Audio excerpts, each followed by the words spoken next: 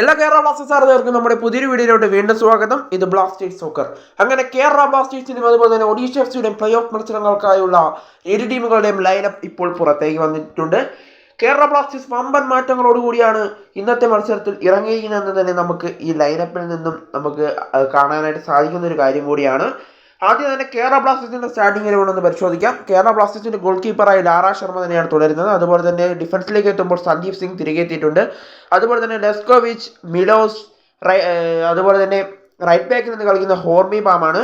അതുപോലെ തന്നെ മധ്യനിരയിൽ ഫ്രെഡി, വിപിൻ, ഡൈസുക്കെ, ഐമൻ. അതുപോലെ തന്നെ രണ്ട് സ്ട്രൈക്കേഴ്സായി ഇന്ന് ഇവാൻ ഉൾപ്പെടുത്തിയിട്ടുള്ളത് സൗരവിനെയും അതുപോലെ തന്നെ ഫെഡോർ ചെണിച്ചിനെയുമാണ്. ഇന്നത്തെ സ്ക്വാഡിൽ ലൂണ ഉൾപ്പെട്ടിട്ടുണ്ട്. അത് എല്ലാ കേരള ബ്ലാസ്റ്റേഴ്സ് ആരാധകർക്കും സന്തോഷം നൽകുന്ന വാർത്തയാണ്. എന്നാൽ ദിമിത്രിയോസ് ലാമന്തക്കോസ് ഇന്നത്തെ ടീമിൽ ഉൾപ്പെട്ടിട്ടില്ല, സ്ക്വാഡിലും ഉൾപ്പെട്ടിട്ടില്ല, സൈഡ് ബെഞ്ചിലും താരമില്ല. ദിമി കളിക്കില്ല എന്നുള്ള കാര്യം ഇപ്പോൾ ഉറപ്പാണ്.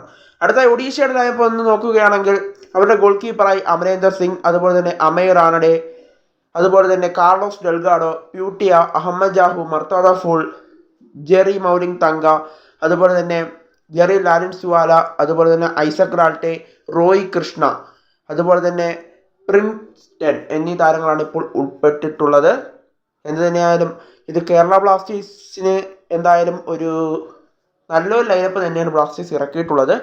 കേരള ബ്ലാസ്റ്റേഴ്സ് ആരാധകർക്ക് സന്തോഷം നൽകുന്ന ഒരു വാർത്ത എന്താണെന്ന് വെച്ചാൽ ഡീഗോ മൗറീഷ്യോ ഇന്ന് ഒഡീഷയുടെ ആദ്യ ഇലവനിൽ ഉൾപ്പെട്ടിട്ടില്ല.